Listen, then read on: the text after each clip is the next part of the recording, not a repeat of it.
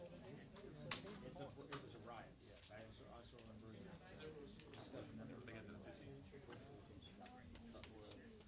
Yeah. In fact, they were still over in the president. Right after.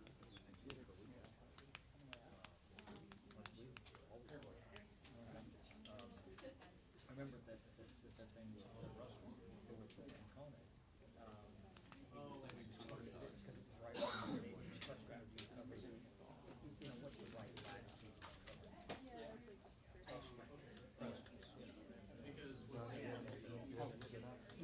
Better door than a window. Yeah, which is what happened. It's fine. Please win, please win, please. He said, they can move up. So technically, Salt Lake, I think that would be.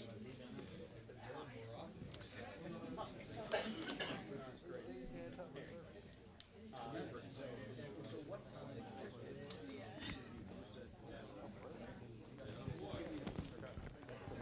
I'll get you there. Oh, yeah, I'm dying. Not gonna cut it to that. That's gonna cut it to there. So, you know, I thought you were 1 or 2. They go 1, 2, 3. What's your direct?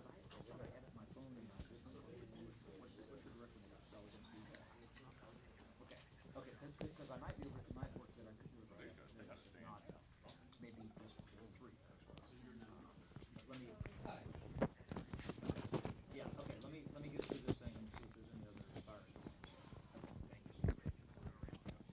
And where do I come up to the 6th floor? Okay. Okay. I'll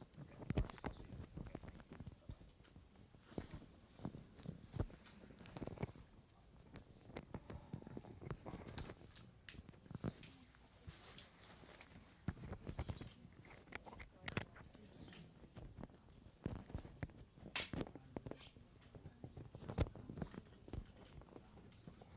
Bye-bye.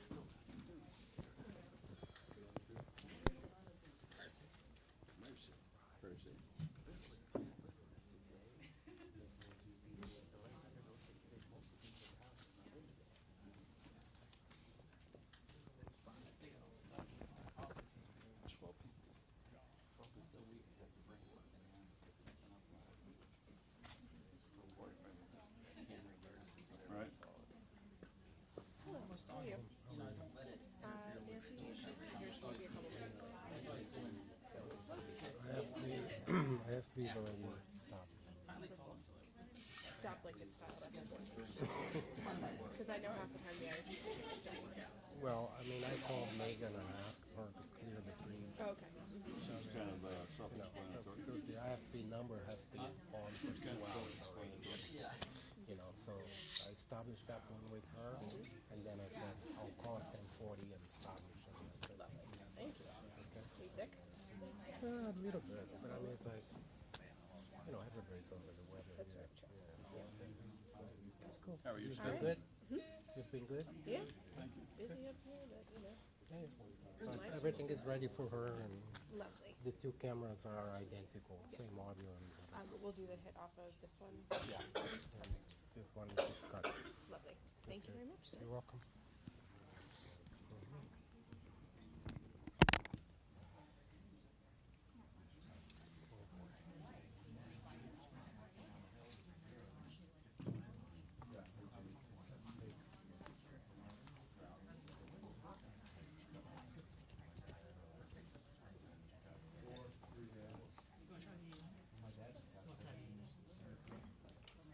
I want to try it.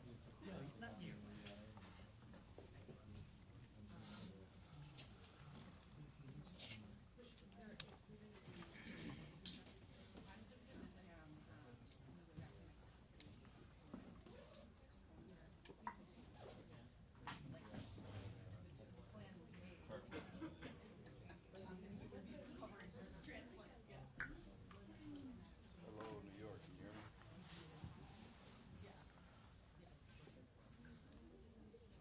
Hello, New York. This is Nancy Cordes. Yeah, this is Ryan. Okay, I just wanted to go ahead and dial in early. Yes, sir.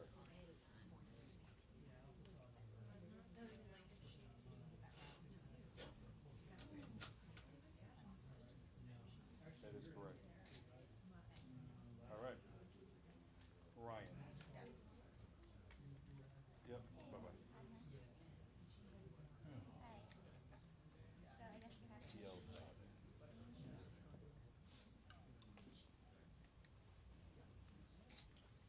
Do you want to try a different port?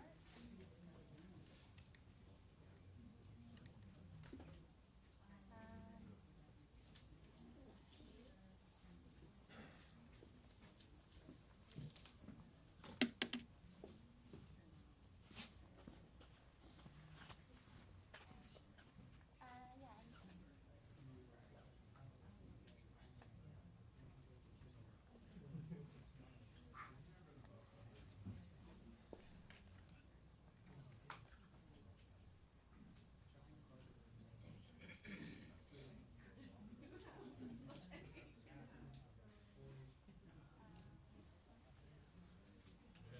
I've already plugged in different ones, yeah.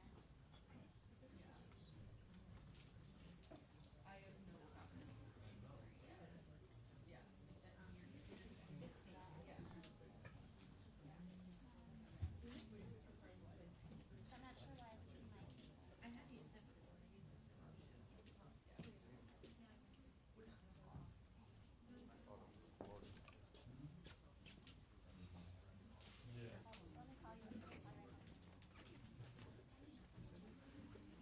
let me call you with this one right now. Want to pull straight out? No, I just wanted to put another one in. Oh, plug it in. Because the back end is not plugged in. This one.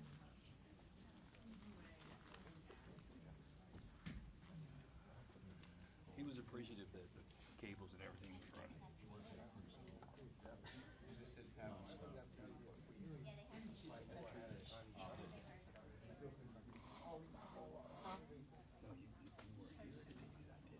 All right. Get this one. We gotta see what you got like that. Yeah, I remember.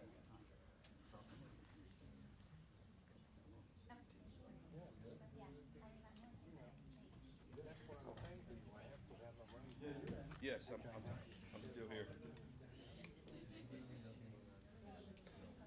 Speaking to the audio guy there. It could happen anytime. Let me talk to hold on, let me talk to someone, see if we can get that. Is there any way to test, the IFB during my check? Yeah, I can do it. Okay. All right, stand by, we're gonna do it right now. You're gonna hear Nancy on channel 2.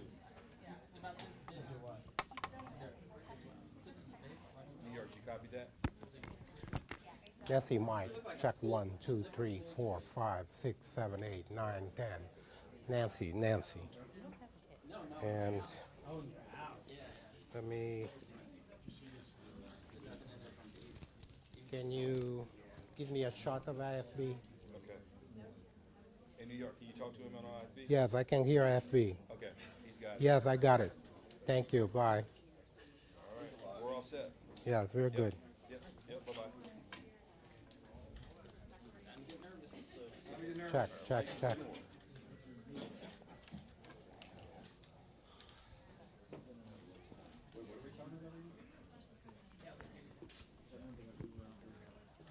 I wish it was that nice. You can sit there. Put this on my speaker. Use your mic. I'm gonna put it this way because that way I can stand up afterwards. And I'll do the IFB. Right over here. Okay. I'll follow up with you. You already checked it. It's working. Thanks. Hi.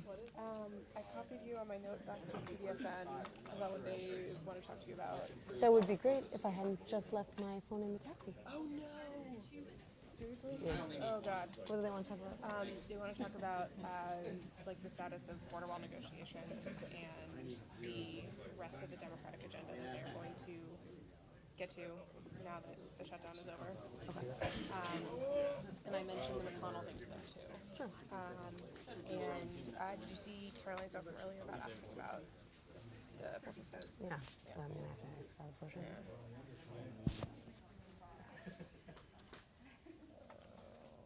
Once you put that on, the audio is right here. Right? Do you want me to call your phone to see if anyone picks it up?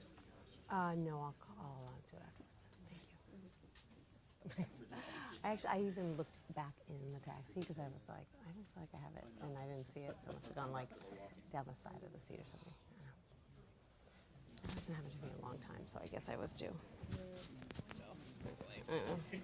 Luckily, it was Uber, so I can just look up Okay, yes. who had. Yeah. Yes, that is like way easier than even I know. an actual taxi. So, Okay. is my hair okay? Is my hair okay? Yeah. Thank you. All right, I'll be back here. Okay.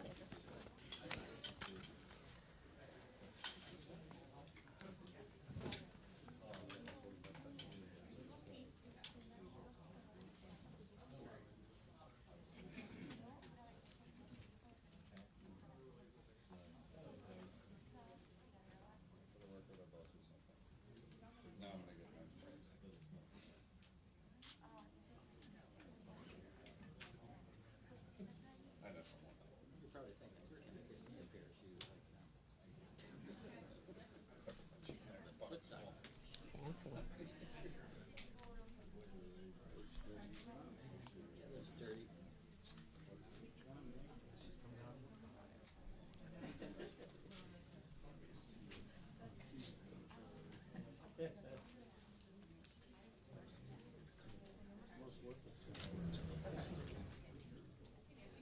Yeah.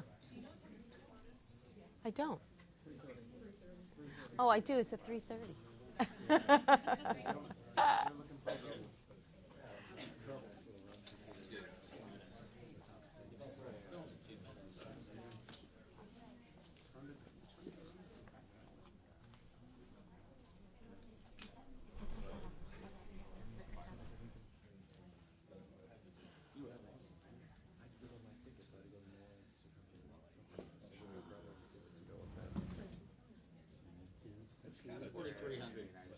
Okay.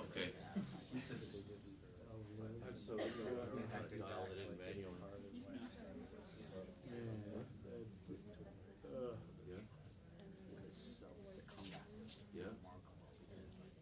Oh.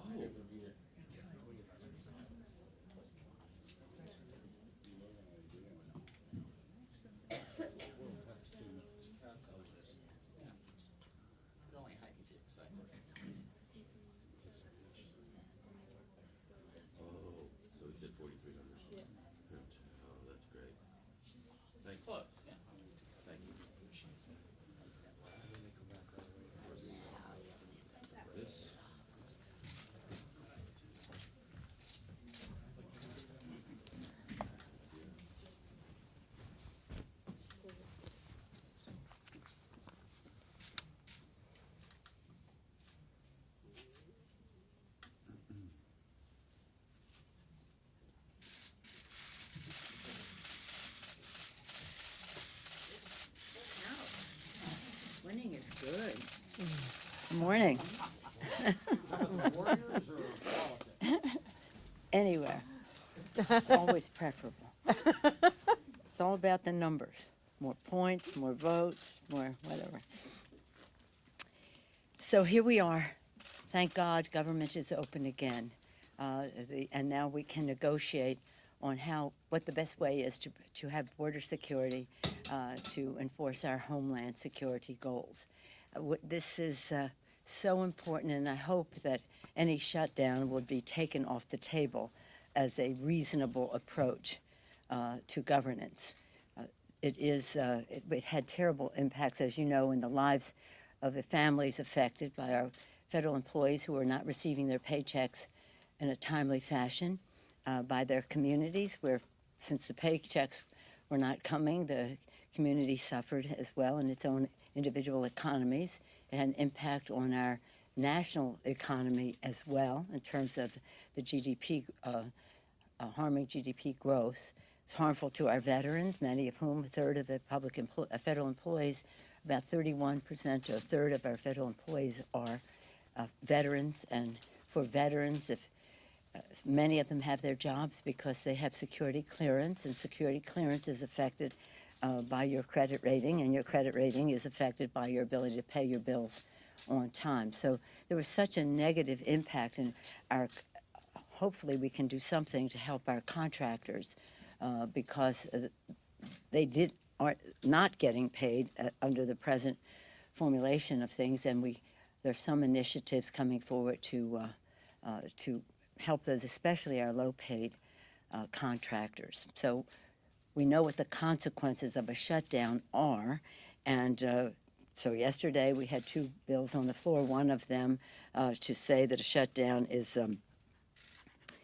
wrong, and 163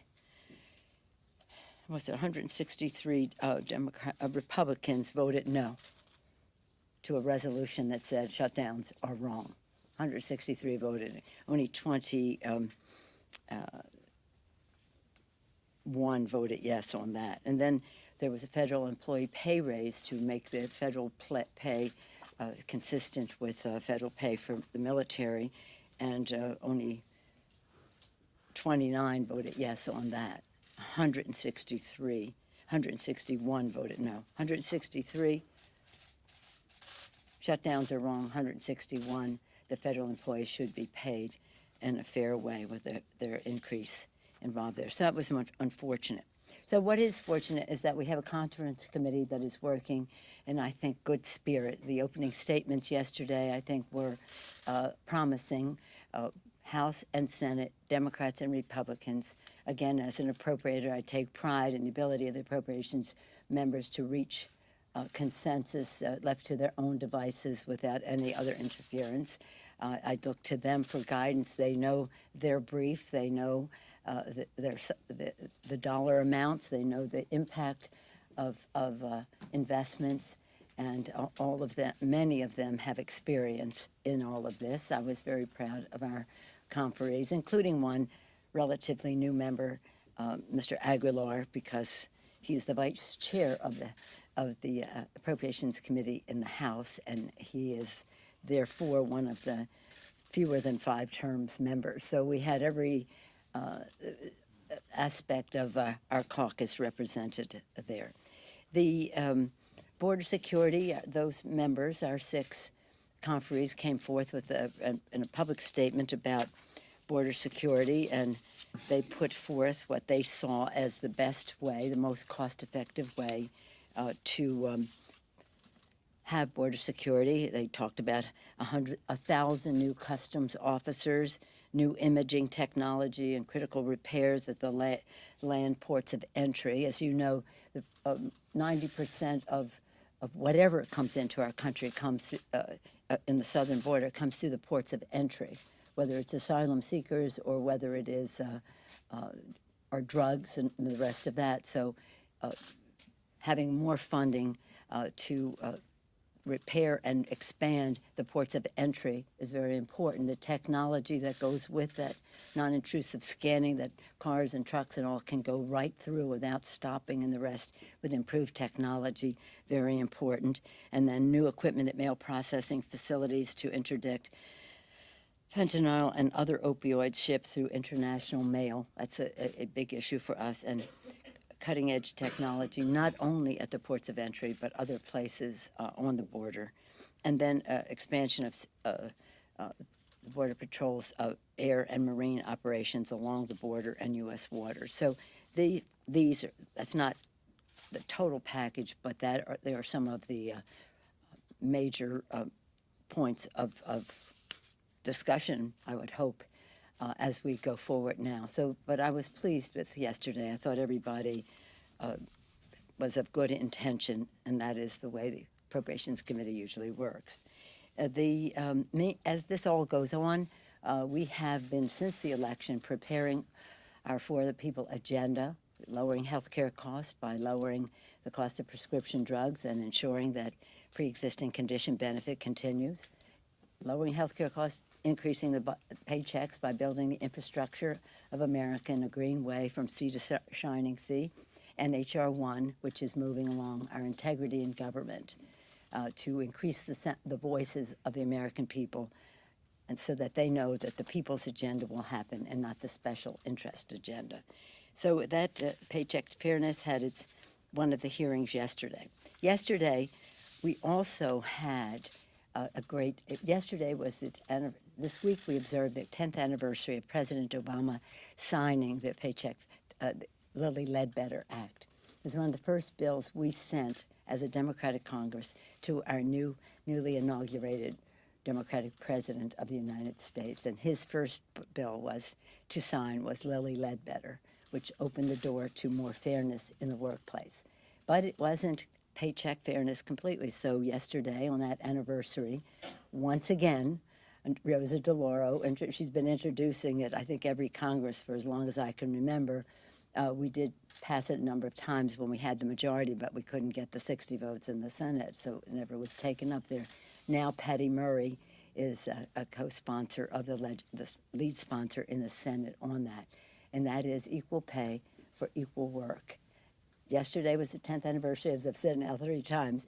April 2nd is Equal Pay Day. That is the day at which women start to get paid for their work for the year, as opposed to what men make for the year. So we hope that this bill could be signed into law by that day. All a part of the For the People agenda for bigger paychecks, lower health care costs, more integrity in government. Any questions?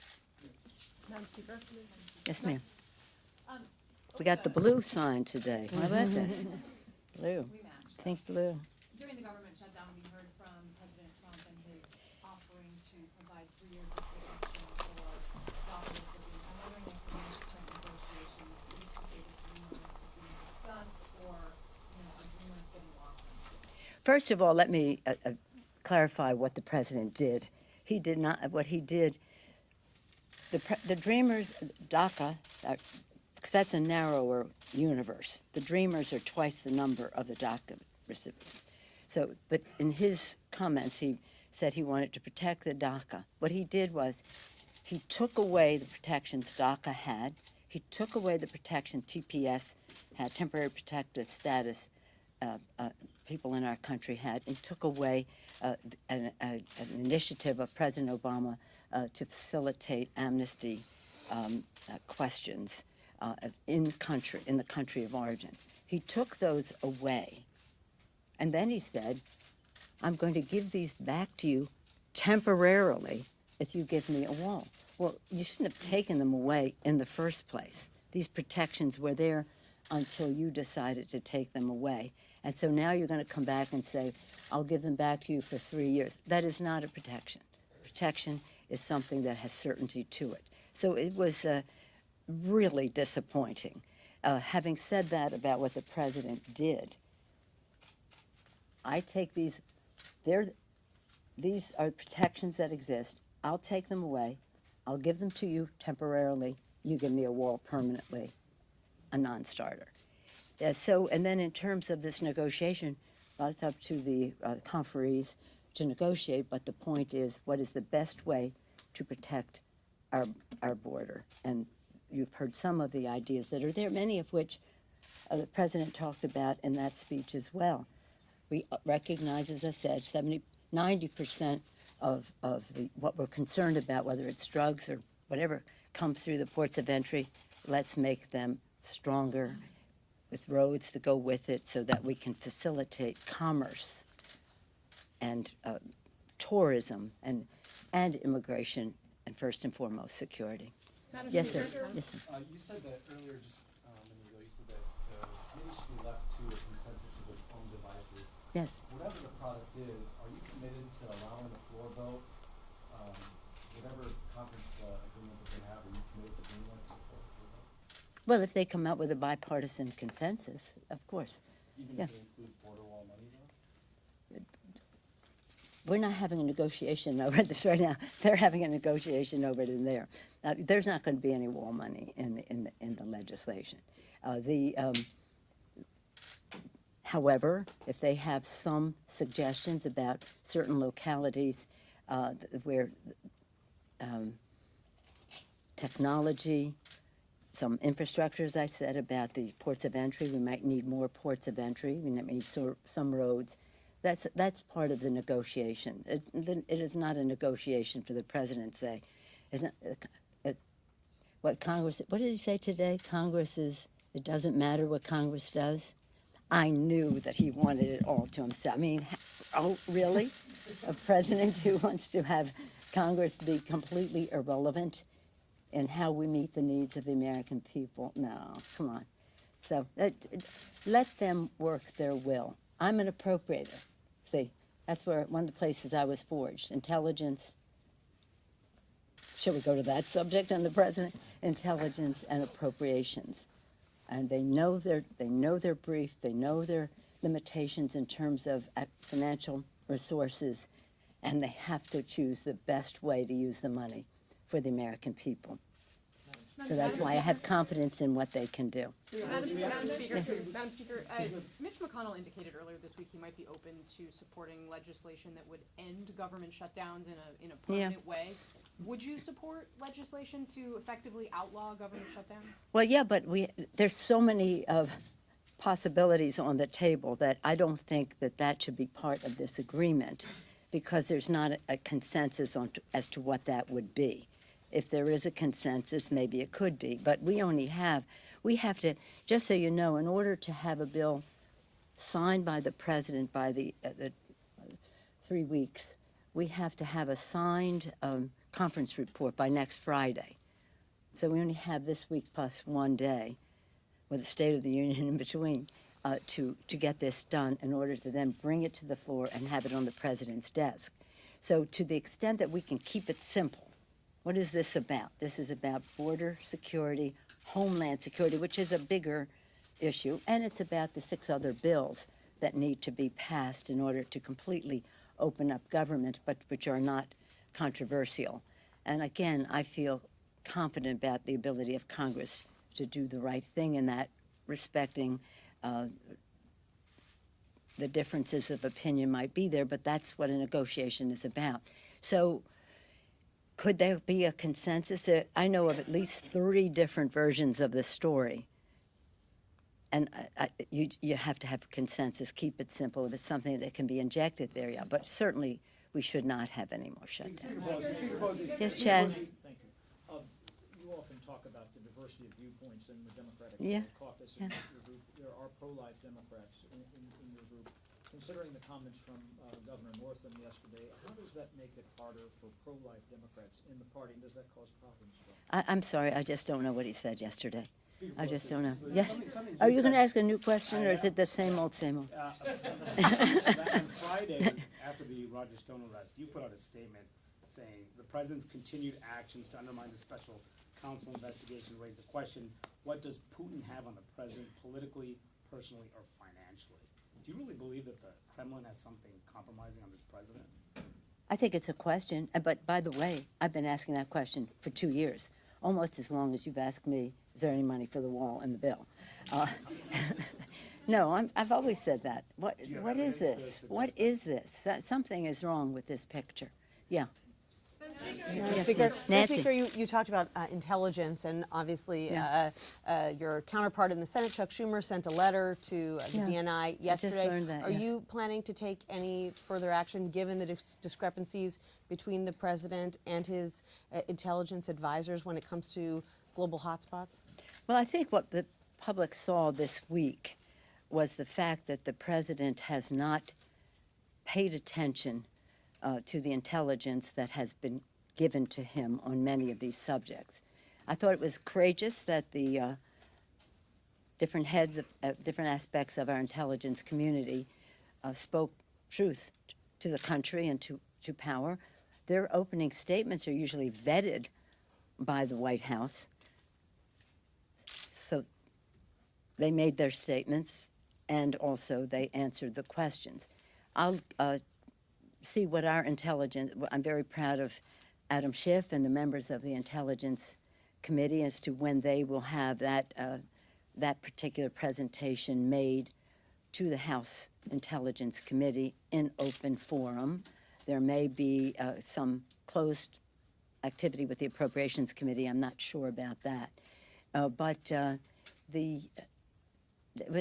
was stunning. And as I say, as one who's started in the early 90s as an appropriator and one who served as a ranking member, the job that Adam Schiff had until he now became chairman, and then ex officio for all the years I've been leader or speaker of the House, I track this very closely. And one dismaying factor of it all is that the president just doesn't seem to have the attention span or the desire to hear what the intelligence community has been telling him. So for him to make the statement that he did yesterday, that's a cause for concern. And what's the practical implication of that when it comes to keeping our country safe? Well, I think that it's important for the Republicans in Congress to recognize that they have to weigh in with the president to say, you can't act without knowledge. The intelligence community is there to be a protection for the American people. When I started all those years ago, it was about force protection. I've shared this with some of you. It was about force protection. It was about other overarching issues, money laundering and those kinds of things and how they affected our security. But then, of course, the anti-terrorism initiatives in the 90s emerged, and you know much of what has happened since then. But it is a real protection for us to keep us from having to go into initiate hostilities, or if we do, to make sure that we have the intelligence to protect our men and women in uniform, and also to fight terrorism in its many forms. So for the president to say almost, again, we don't need Congress, and I know more about what's happening in our threats in the world, worldwide threats, than the intelligence community, even though I haven't paid attention when people have described it to me, that's a cause for concern, and I would hope that the Republicans in the Congress would either have an intervention with the president about that or recognize the problem that it faces to our country and take some congressional action. No, this is the last one. Yes, ma'am.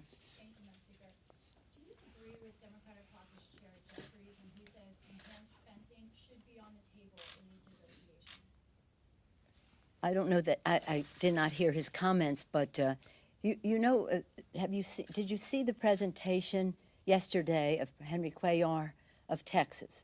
He was the only border person, actually, although all of our Californians are a border state, but in Texas, he's a border. He represents Laredo and surrounding areas there, and he showed the border. Many places on the border, there are cliffs. There's a river, and there's 600 miles of something. 300 of them are Normandy fences. They go like this. You know what a Normandy fence is? Mm-hmm. 300 miles of this, so that cars cannot go by. If the president wants to call that a wall, he can call it a wall. He's referencing it of we already have almost 700 miles of wall. So again, is there a place where enhanced fencing, Normandy fencing would work? Let them have that discussion, because it's all about two things. Cost-benefit analysis. What's the best way and what do you get for your dollar in order to protect the border? And it's also about, and this will be coming up if he takes some extraordinary action, the opportunity cost of the money. If the money can be used better for technology, then let's see what's the best use. And by the way, when some of these fences were built, the technology was not what it is today. So you have to look at technology in a new form. Just as we say that, should we all just get landlines in our homes, or should we have smartphones? Well, what should we be doing on the border that's like a landline versus the technology that our personnel on the border should have? So what they're talking about is more personnel, enhancements of the ports of entry, which require construction. We already had that in the bill we passed last week in terms, it went under the Department of Treasury appropriations bill because it's GSA, all that stuff. More on the subject than you may want to know. So you let the negotiators see if there's something that could, there are only about 30 miles left. If you saw Mr. Cuellar's presentation of the 700 that have not been, and a lot of it is not let the cars go by. Some of it is about levees and the rest of that. So what do they have to say for that last 30 miles? Thank you all very much. Thank you.